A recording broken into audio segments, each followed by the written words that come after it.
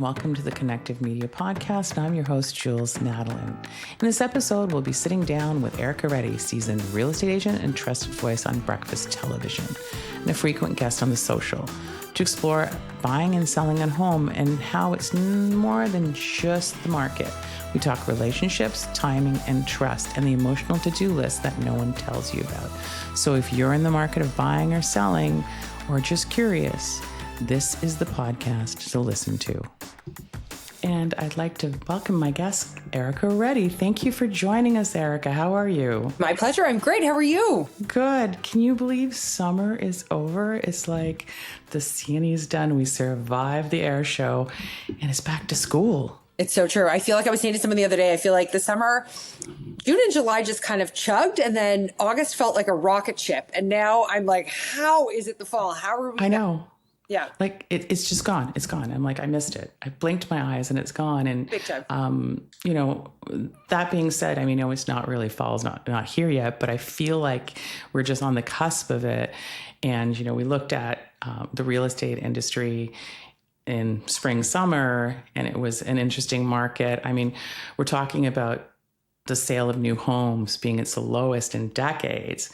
And I think you probably are more in a spectrum where it's not new homes, it's more buyers and resales. Mm-hmm. And, do you have any predictions for the forecast for the fall? Like what's up and coming and shifting in the market? I mean, it's top of mind. I feel like as soon as we hit the fall, the first thing everybody talks about is real estate, getting into real estate. When do we list? When do we buy? How do we sell? What do we do? And I mean, I think the sentiment of the year is going to kind of continue. I don't think the fall is going to have any crazy big changes, crazy big gains. I've spoken to a lot of people that are kind of going, well, when this happens in September and when the fall market, and I'm like, it's not the train that leaves the station the way it used to be.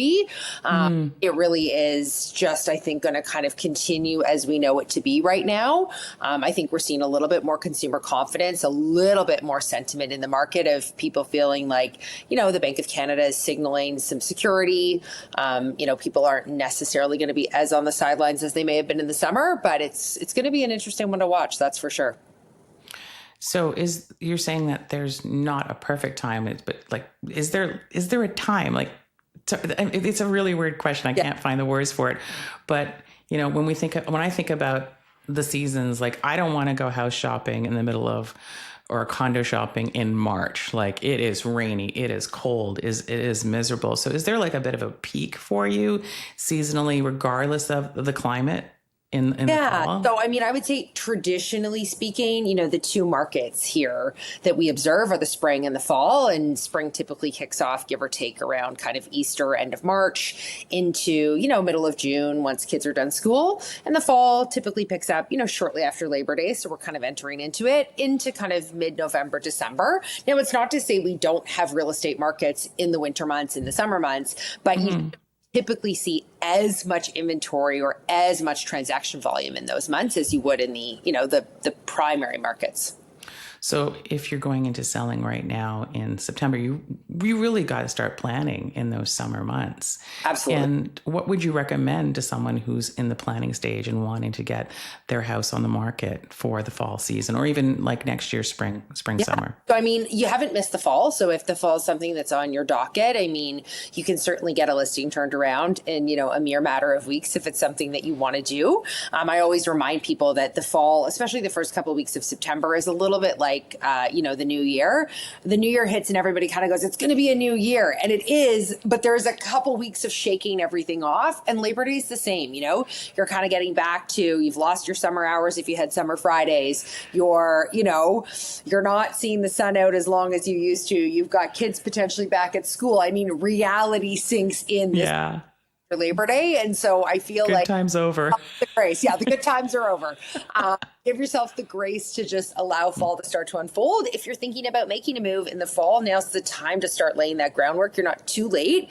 But if oh my gosh, this is just, how do I begin? Then take the time and ease into the spring market. I mean, there's always going to be a real estate market. That's for sure. Right. Definitely.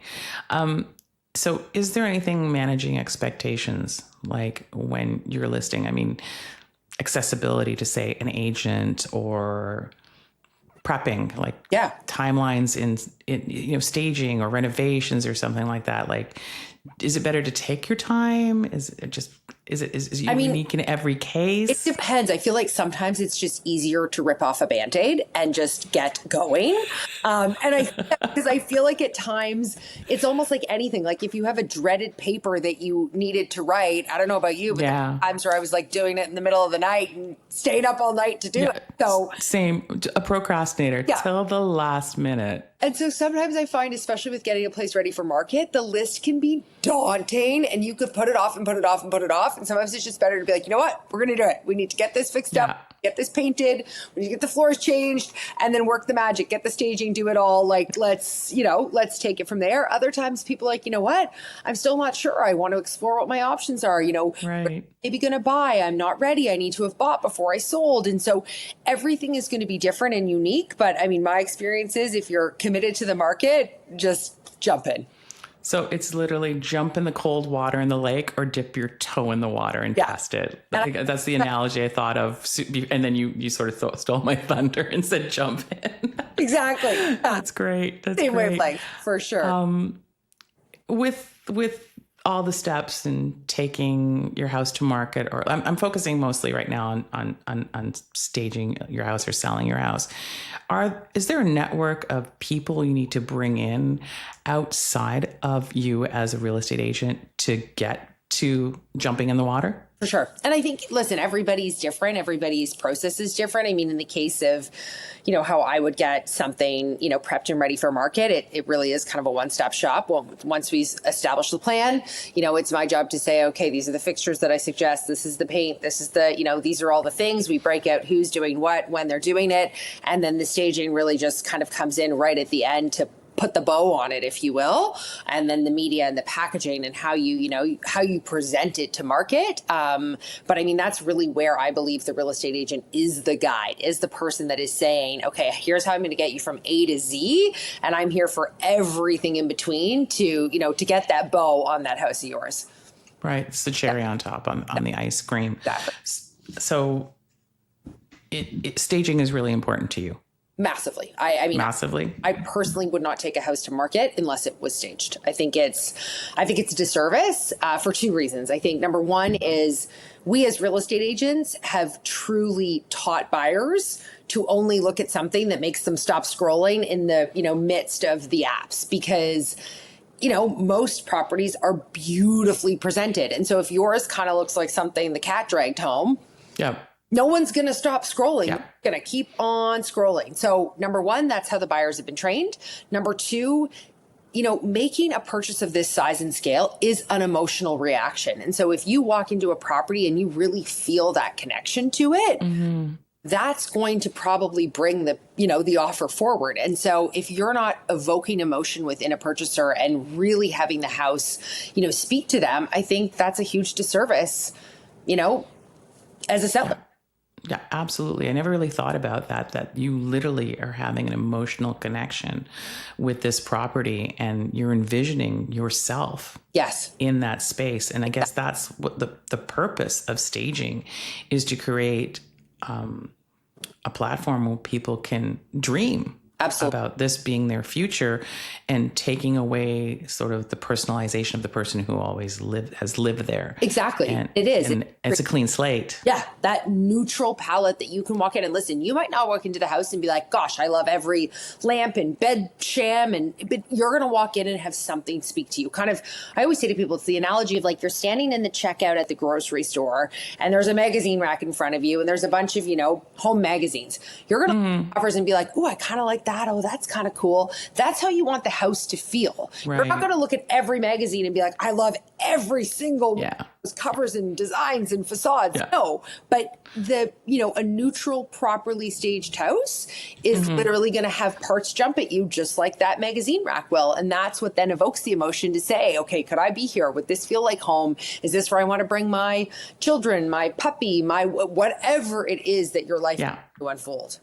I read somewhere that the house will sell, or the property will sell 75% or 73% faster if it's staged and staged well. So that also equates to less time on the market, right? Less time on the market, typically more money in your pocket. I mean, it's the whole, and I mean, right now, especially with a market where you're seeing an increased number of days on market, which correlates directly to the anxiety of the seller. The last thing I do is be 90, 120 days on market, no game plan, no vision, no great pictures. It's going to be hard to find that buyer. Yeah. Are we, I know that we're sitting in a saturated market with condominiums right now. Is that the same with the housing market? Are you seeing a lot more houses on the market? It depends on the neighborhood. So every neighborhood is different. And I always say to people, no matter what market you're in, condo market, housing market, neighborhood, you've got to really understand that micro market that you're within, because you could have one neighborhood that has multiple offers and the next neighborhood that has 7 competitive listings just like yours. And you're going, okay, why are there sold signs popping up on the other side of that main street? And like, what's wrong with my house? And right, it is like, what is driving that little tiny, micro market that's your market? And so knowing that, understanding that, and being in tune with that is really going to be what allows you to set the expectations. Am I selling this in a week? Am I selling this in 120 days? All of that's happening in this market at the same time. So we're not seeing an average of like how many days on market. I'm going to assume that the nuances are the same with the micro and the different areas. So it's not like you can say, well, everything's going to be on the market for XYZ. Exactly. You literally have to assess it property by property. Exactly. Right? Because honestly, yes, we have an average, which to your point is amalgamating a tremendous amount of information and data, but that average it's not one size fits all. So it doesn't mean we're sell in days. It sounds like nothing is one size fits all in what you do. 100%. Yeah, 100%. Yeah. So let's go back to the emotional aspect of seeing a house and connecting with it. Can we talk a little bit about the emotional aspects of, selling a house? Like I've been reading a lot about like the sandwich generation right now, where there's people who are looking after their kids, but they're also managing their parents. And we're looking at the biggest transfer of wealth in Canada between 2016 and 2026. It's almost to $1 trillion. It's just shy of that. But I think it was $109 billion of that wealth was assets. Are you seeing an uptick of this sandwich generation coming in and having to navigate around family properties and stuff like that? Is that a trend that you're seeing in reflection of this generational transfer of wealth? Yeah, I mean, I definitely see kind of a lot of the sandwich generation play out in varying degrees. I see, a lot of children trying to figure out how are they caring for their parents, and they're, ending up with a parent's property, and it's not necessarily treating the estate. It's actually treating the parent before, the parent is passing, and, care and medical attention and all of that is very expensive. So I've certainly seen the sandwich generation, taking it upon themselves to get what would have been the generational property sold and, means in place to care for, the elderly. I've also seen the flip, where I've seen the older generation go, you know what, I can wait till I'm dead, but I'm never going to experience, my child being able to purchase a home if I don't do it now and witness it in person. So the flip of both generations, where, okay, am I just going to kind of gift an early, inheritance because it at least lets me be there and see, my children in that property and potentially them bring grandchildren into the world. And this, when you're in the ground, you don't know what's happening. I mean, I don't know what happens when you die, but we don't know yet. We don't know yet. So, there's a lot of transference of wealth, assets, thought process around aging in place, thought process around ensuring elderly age in place in the right facility, generational wealth going down, seeing it play out while you're alive. There is tons of movement of generational wealth in real estate, for sure. Okay. Are you seeing like a lot of older generations like boomers maybe downsizing as well and shifting into like selling a home and moving into a condo? Because that's a completely different kind of situation where you're selling to get the assets and the liquid cash. And then there's the downsizing as well. Do you see a trend happening right now with that as well? I mean, I see a bit of both. I see sometimes downsizing from like a really large 6-bedroom home. And some of it, I think, depends on, where they are stage and phase of life, because I've seen people downsize from the 6-bedroom home into a 3-bedroom home, and they're not as fussed about what happens when they can't do the stairs in 10 years. What if they always can do the stairs in 10 years? There's a lot of, I've even had a client recently that went from a condo into a house. So she did the reverse. She did the reverse. Okay. Actually wanted to move into something that she could have her children and grandchildren. Mind you, she's probably only going to use, say, maybe one and a bit floors, but for everybody else, she wanted all the different levels. So there was this real kind of thought that we were going to have everyone go from house to condo, but I think there's probably 2 thoughts around why that maybe isn't happening. One is there's not a lot of purpose-built condos in our city for people transitioning out of a house, that they walk into the condo and go, gosh, this makes sense. I still have a laundry room. I still have a pantry. I still have, a large enough bedroom to have a king bed and a walk-in closet and an ensuite bath. So I think if we had a tremendous supply that mimicked things that people have really, grown to love in their houses, we might see more ease of downsizing. But I think the problem is a lot of these people walk into these condos and they go, sorry, this is what I'm expected to downsize into? They're really not designed with family in mind. This is not happening. And I think a lot of people compare our market to New York. And I can understand that. But if we look at New York, there's also tremendous real estate that caters to a housing alternative, or frankly makes some of our Toronto houses look like peanuts, given the scale and the size. And so I think if we're going to see this real movement of we downsize into condos and this becomes the trajectory, we need to see developers meeting, owners where they're at, so that the needs that they've, really been accustomed to in their houses are met in the condos.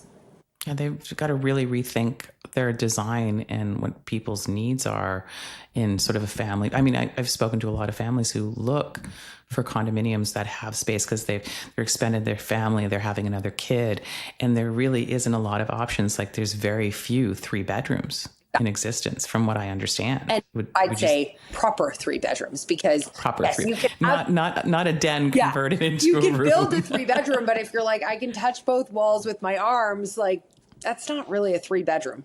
No, you need some pantry space and exactly be able to run around while you're chasing the dog or the kids in the background. Going back to that emotional checklist, I think it's steeped in emotions, and the dollars are attached to those emotions. Is there like a to-do list that you give to someone? Like, is there some guidance on what to expect? If you do the transition into a condo? Or just in general? Yeah, I mean, I think it depends. I think so much of it, I always say to people, is like, what are you looking for? What is it that you're after? Because so much of it is like, how do we meet your need? I sometimes talk to people who are like, I definitely want a house. And I think we're going to end up in a condo, because the need you're looking for, the ease that you're looking for, the lack of maintenance that you want is not necessarily going to be in a house. And the flip is I look and go, you know what? I don't think the condo would work for you, or I don't think the townhouse would be, or, so I think so much of it is sometimes actually understanding the needs profile and then having the ability to really sandwich that in really looking for. I feel like you're part like guiding, you're like steering the ship, and you're also like part therapist. Totally. And you know what I honestly feel like some of these people like you drive the bus and I get on it. Another time now I drive the bus and you get on it. And I feel like so much of this real estate journey is a little bit of everything unfolding, it unfortunately, I don't want to say unfortunately in a negative way, but unfortunately, sometimes real estate does come around really significant, heavy moments. Death can be involved. Divorce can be involved, health can be involved. Other times it can come around like incredibly, exciting moments of family growth and children and, all the rest. But it can be easily intertwined with people that really hope that they can have a child and they're in the midst of their 7th year of IVF. And do they even bother with the family home? So emotion. It sounds very black and white almost. Like it's other ends, like everybody's unique. Again, going back to that customization that you do and driving the bus. Exactly. Yeah. And that's why sometimes I'm like, hey, I'm jumping on your bus. And other times you're jumping on mine. And there's so much give and take in the process because it really does evolve. And you end up learning and knowing so much about somebody and their journey by the time it all comes to a close. Okay. We've been talking a lot about selling. Let's flip the script and let's talk about buying. What are maybe people going to expect going into a buying market this fall, or is it a buyer's market? I feel like it's a buyer's market. I would say for the most part, it is a buyer's market. I mean, we've definitely shifted, to be more heavily saturated as a buyer's market. So in that sense, I would say take your time. Like again, you haven't likely been in the market where we were like, start the car. Like, you thought IKEA commercial. Second, literally, it was like the IKEA commercial because it was just like you couldn't even get on the road fast enough to see a property and people were buying stuff sight unseen. I mean, it was mayhem. So now I feel like it's like, take a deep breath. You have time on your side. Make sure you've got your finances in order. Make sure you're feeling, comfortable. I always say to people, look at where you see yourself in the next 3 to 5 to 7 years, because this is going to be a long-term buy and a long-term play. Mm-hmm. And given we've got a little bit of uncertainty in the market, your assets likely not doubling tomorrow. So I think it's also really important to go, what are my 3, 5, and 7 year goals? And will I be really happy in this neighborhood or in this property or with this? Will a school district matter in 5 years? Yes, no. Will mobility be a challenge in 5 years? Yes, no. Like what are the things that need to shape the goals of your search? Accessibility to things in the neighborhood. Like I live downtown and I love that I can just walk down the street and I've got all the shops, but maybe that's not your goal. Maybe you're looking more at a suburb and it's a little more like drive as opposed to walk. Access to the highway. And if you're in the downtown core, I mean, we all know that could take 30 minutes just to even make your way to just getting on the ramp. Not even on the highway. You're not. No. How much do you want to commute to work if you commute? Like these are all contributing factors to where you buy it. So I guess, I remember back in the day when the earth was cooling and I was looking for a home, like there were bidding wars. We were fighting over things. And like, I would go in with a realistic amount and then it would be pushed and pushed and pushed. And then I would just be like, no, I felt like I was at an auction, like you're bidding and you're bidding. And then finally you're just like, I'm tapping out, So is it good for someone in the buying perspective to have a goal, but have a little bit of flexibility? I don't foresee us having like a bidding war at this point. No. I could be completely wrong in the market. Condo market, definitely not. Some people still try it on for size, but it's certainly not happening. Housing market in some pockets, you're seeing some competition, but again, not what we knew it to be, and not to the point of like, you're like, whoa, am I going to have to give away my firstborn to get this house? Like what, what is this? Yeah. Signing in blood, first and second born. Exactly. You want to get your ducks in a row. And again, this goes back to what we talked about earlier in understanding the micro market that you're transacting in, because the real driver to whether there are multiple offers and whether, you're starting the car the way we spoke about is it, supply demand. Is there more supply than there is demand, or is there more demand than there is supply? And those simple, economics that we all probably glazed over when we learned them in school are frankly market, because if you've got more buyers than you have houses, you've got competition. If you've got more houses than you have buyers, you got your time. Great. Is there one golden piece of advice that you have in right now that you want to share with our listeners and viewers? I think the big thing is slow down, like really slow down, and don't let emotions drive the bus, because it is the type of thing that can pick up quick and it can end up going from pragmatic to emotional with about the flip of a switch. And I feel like you've just got to always make sure that you're checking those emotions and making sure that you're being, reactive on your goals, not reactive on your emotions. Okay. And we have people have the luxury right now with the market to not drive the bus at like 110 miles an hour. They can pause and is it good to maybe write stuff down, like vision board? Like, I don't know where that came from. Like, do you want to do a vision board? Definitely. I mean, I always say to people, to remind yourself, to ground yourself. Whether it's a vision board, whether it's pros and cons, whether it's establishing your absolute must-haves. And then to your point, it's almost like a vision board. You cross-check back and go, okay, wait a second. I must have these 5 things and I'm about to get carried away on this house, but it only has 2 of the 5. Like, emotions aside, it's not the house. Yeah. Yeah. Like, I mean, for me, if I was in the buyer's market right now, I would be like, I want a really nice bathroom. Yeah. Like, that would be a must-have. So it's good to have must-haves. Absolutely. As well. Yeah. And then you don't compromise on them, because I find too easily people can say, I must have parking, and then find a house that say doesn't have parking. And they're like, oh, like, how bad could permit parking be? And I'm like, okay, but when we started this conversation, you must have parking because you have a baby and you're going to, like, imagine coming home, it's snowing, you're not on the street, you have the bucket seat, you got your groceries, you're schlepping up the block. Like, yeah, how do you feel about that we compromised on parking at that point in time, you know? So you're good at giving them a little bit of tough love. Yeah. Yeah. You're just like, no. Let's re-steer this direction. That's not what we agreed upon. On my bus again. Yeah. Okay. Erica, I really want to thank you for taking the time to be on this podcast today. And we're going to put this in the show notes where people can reach you. But if you want to just share that with people, if they want to connect with you outside of the show notes, what's the best way to reach you? Of course. I mean, the easiest is probably jumping on Instagram. So at Erica Reddy, Reddy spelled Reddy, or my website, which is Erica Reddy, ERICA, Amazing. Yeah. And again, we will leave that in the show notes for everybody. I wish you all the best, and remember to stay connected and stay true to yourself. And thank you again, Erica. My pleasure. Thank you. A huge thank you to Erica Reddy for joining us today and sharing such honest, practical insights in the world of real estate and the relationships that shape it. If today's conversation gave you new perspective, remember to follow the podcast so you never miss an episode, or share it with a friend. Thanks for listening. And as always, stay curious, stay connected, and keep telling the stories that matter.